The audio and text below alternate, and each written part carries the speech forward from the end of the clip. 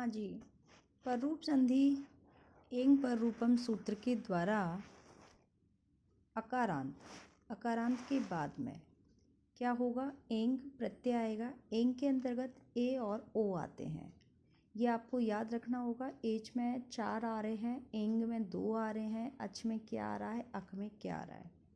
ठीक है, माहेश्वर सूत्र पढ़ोगे तो ये सारी चीज़ें क्लियर हो जाएंगी। इसके बाद में अपना है ए और ओ आते हैं तो क्या होगा, पररूप एकादेश हो जाएगा। उदाहरण के लिए है आपके लिए प्रधन एजते, प्र आ का स्वर है, एजते एंग पररूपम यानी ए और ओ में से आ रहा है तो क्या हो जाएगा, पररूप प्रधन एजते प्रजेते। ठीक है, उपधन ओषति आ गया, आ के बाद में क्या आ रहा है, एंग का ही है, ओ उपोषति। क्लियर, इसमें कोई चेंज नहीं होता है, बस एकादेश एक हो जाते हैं।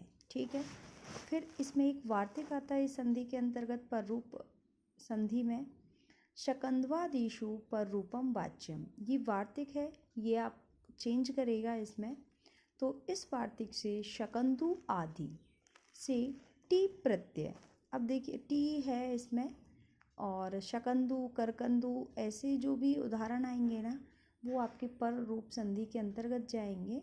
तो शकंदु आदि से टी भाग का पर रूप एकादेश हो रहा है।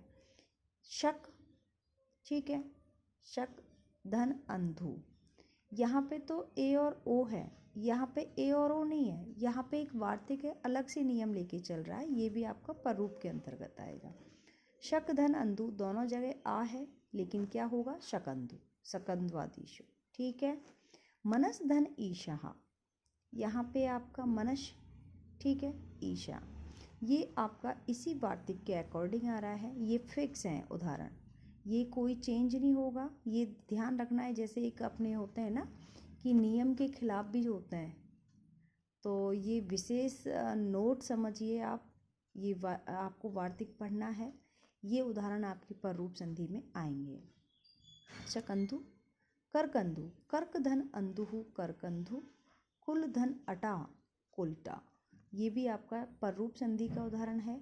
पतत धन अंजलि पतंजलि, तो ये विशेष रूप से हैं, अपोजिट हैं थोड़ा, तो ये इम्पॉर्टेंट हो जाते हैं, ये क्वेश्चन आते हैं बोर्ड की क्लास में, अधिकतर क्वेश्चन आते हैं इसमें से।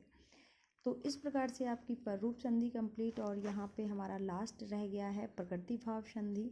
प्रकृति भाव संधि का भी एक सूत्र है, इदु द्विविध द्विवचनम प्रज्ञाहम। तो इस सूत्र से क्या होता है कि इकारांत उकारांत एकारांत का द्विवचन पद है तो उसकी प्रज्ञा ही संज्ञा होगी।